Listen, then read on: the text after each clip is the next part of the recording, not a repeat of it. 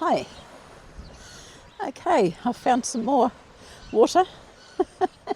So today I'm going to just have a little bit of a talk about what it's like having autism in the family. Now, when our family was young, I'm saying me and my brother and my sister, and I'm talking about in the 1950s, we realised that my brother, or mum and dad realised that my brother was not quite developing as perhaps he should have been. And the main thing was that he didn't talk. He wouldn't talk until he was about, I think it was about seven.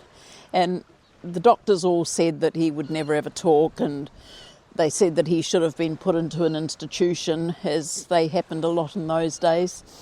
But other than that, physically he was fine. He seemed to understand everything, but he just didn't talk. And then from probably about the age of 6 or 7, then he just started talking. But the only ones he would talk to was my sister and I.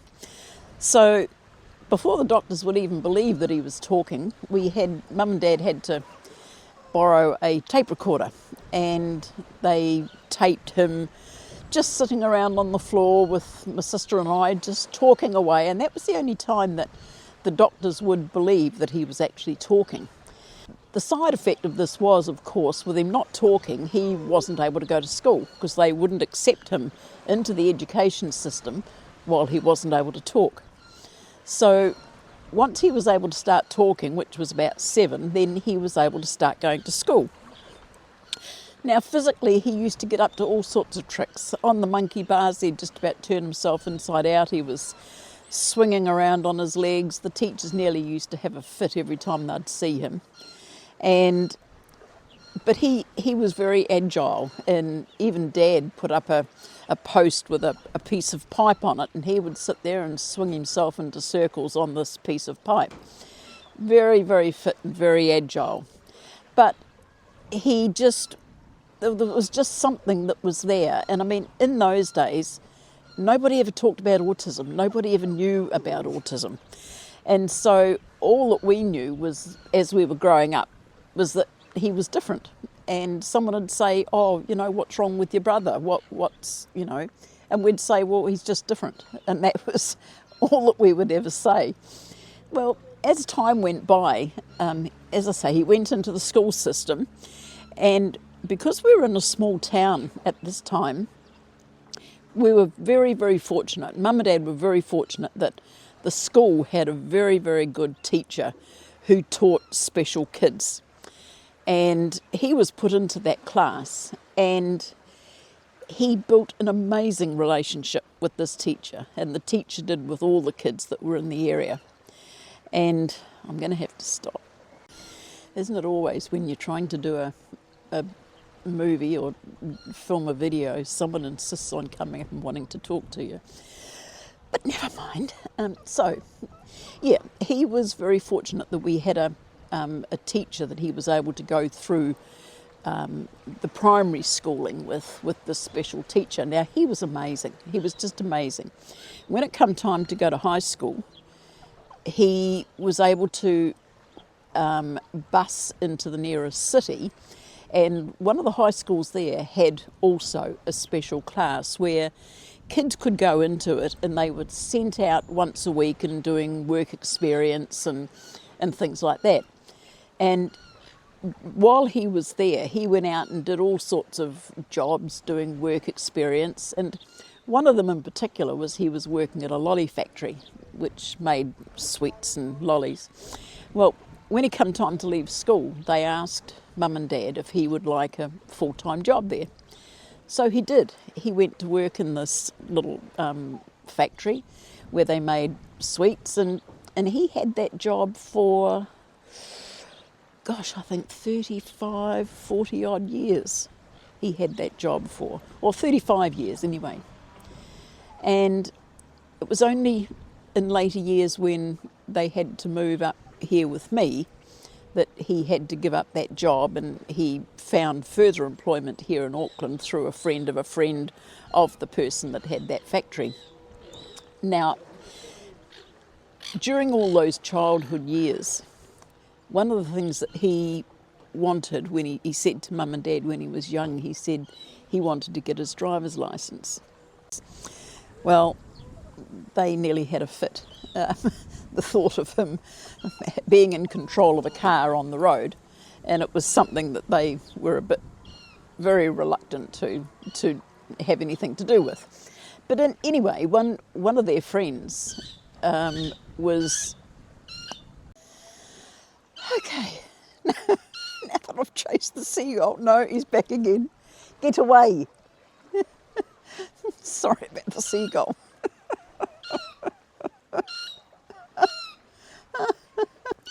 Look at this devil up. Oh, he's gone. He's gone.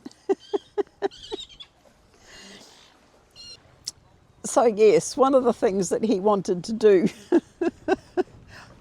this is not a good idea being down here. If it's not birds, it's people or seagulls or something. Anyway, yeah, so he wanted to get his licence, and this friend of Mum and Dad said, I'll teach him how to drive. So this guy, he was really great. He taught my brother how to drive, and he got his licence, no trouble at all, and that was in his early 20s. And he's had his licence, you know, incident-free. He's had a couple of accidents where people have not given way to him or something like that, but he's had his licence for many, many years, and he still drives, and he's in his 70s now. But one of the things that he did get involved in when he was younger was the small town that we lived in was a horse racing centre, and he got involved with racehorses. And he had this amazing ability to, I don't know how you call it, but the animals seemed to just gravitate to him. And he could do anything with a horse. At one stage, I remember he was at the training stables, and there was one horse that was, I wouldn't say he was what, he was a racehorse, but he was fairly dangerous for someone who wasn't used to handling horses. And the owner knew this, and the person that the stables that my brother used to go to, who was the trainer, was showing the owner around the stables one day, and they happened to go past a box where this horse was. And my brother was in there, and he was cleaning out the stall. Well, the owner had a fit. He says, "Get that boy out of there. That horse will kill him." And the trainer just turned around and just said, "That horse, he can do anything with that horse. You don't have to worry about him. He can do anything with that horse." And he could do anything. And the horse was just like putty in his hands. Anyone else, different story altogether. And then I remember Mum telling me one day that he'd been to the races, and he was by the front fence line where the horses run down the straight. And the horses were getting ready to start right at the beginning of the straight. And there was one horse had been playing up, and it dropped its rider, and it took off down the straight, bridle flying in all directions, stirrups going in all directions, and it was just galloping like mad down the straight towards where all the crowd was. Well, my brother jumped over the fence, much to the crowd's shock. He jumped over the fence, went out into the middle of the track, put his hands up and went, "Whoa, whoa, whoa." And they reckon there was just this hush over the crowd. And this horse just galloped up to him, pulled up to a trot and stopped right in front of him. So he just grabbed the bridle, handed it off to the track official who had come up behind in a bit of a panic, and handed the horse over and come back off the track again. And he's just had this ability to do anything with a horse. And even now, even though, many, many years later, and he's moved cities, and I got him into a stable on the weekends just to go and help clean out the boxes and change their water and all this sort of carry on. And he still does it to this day, goes out once a week to the stables, helps out with the horses, and he's just got this ability with horses. It's just amazing. So I guess what I'm trying to say here is, if you've got someone in your family that is autistic, which now it's all been diagnosed, and everyone's an expert on autism. If you have got someone in your family that's autistic, the first thing I can suggest to you is try and get them around animals. He had a dog when he was a kid. He had a little pup, and he used to climb into this old pram and get in there with the dog. I think I've got a photo. If I can find it, I'll post it somewhere. But don't treat autistic children as being incapable of doing anything.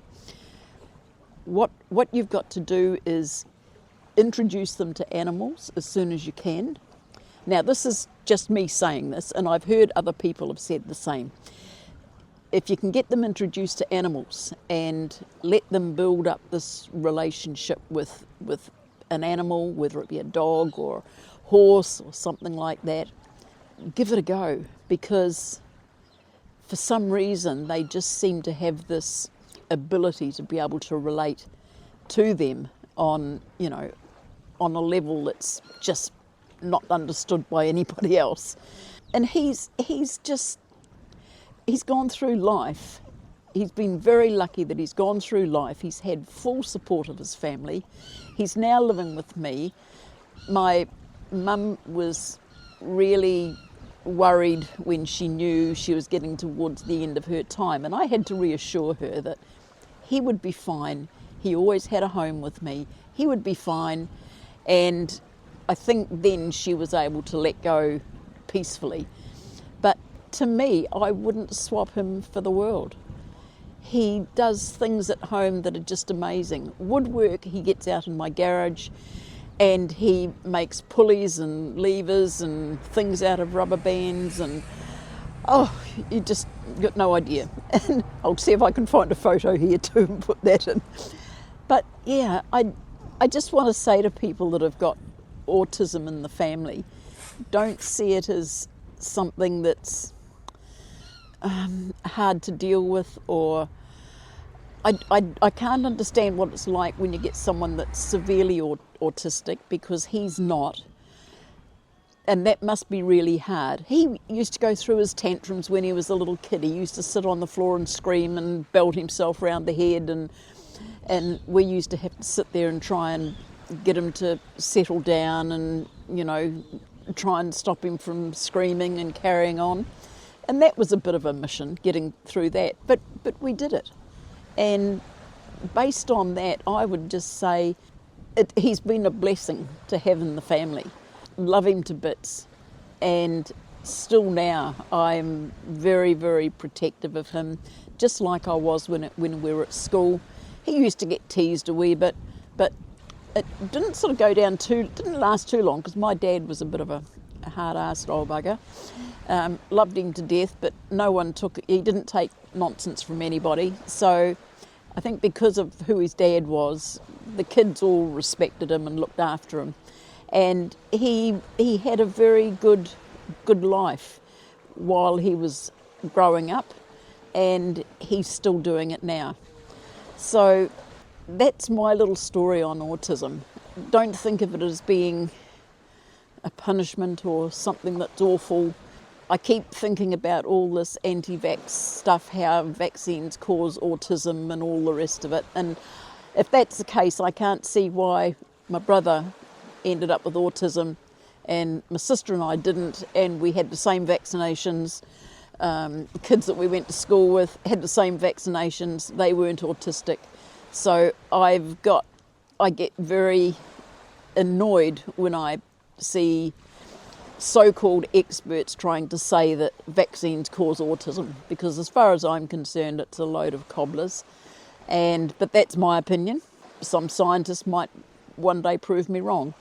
But don't think of autism as a punishment on family for doing something. Just think of it as a blessing, because you've got a most amazing person that can have an amazing life and bring you so much pleasure throughout your life. as you see them travel through that journey. And that's what I feel with my brother. And that's why I just wanted just to offer this little talk today about what it's like having a family member who's got autism, and at no stage have we ever considered that it's been a punishment or something bad or someone looking down on us and saying, you know, what did you do wrong? He's a blessing, and I will say that hand on heart. So that's my little talk for today. If anyone has had a similar experience, I'm interested to hear your points of view. If you've got anything out of this video, if you'd like to like, comment, share, and I'm trying to get the camera looking so that it's not going to be all fizzy. There we go. Every time I get down here, I always end up with shadows and shelter and everything on the videos. So I hope it hasn't been too distracting while I've been filming this. Maybe it has been, I don't know. But anyway, I'm back to there again now. And so just take care, everybody. Stay safe, and we'll see you again tomorrow. Okay, bye-bye.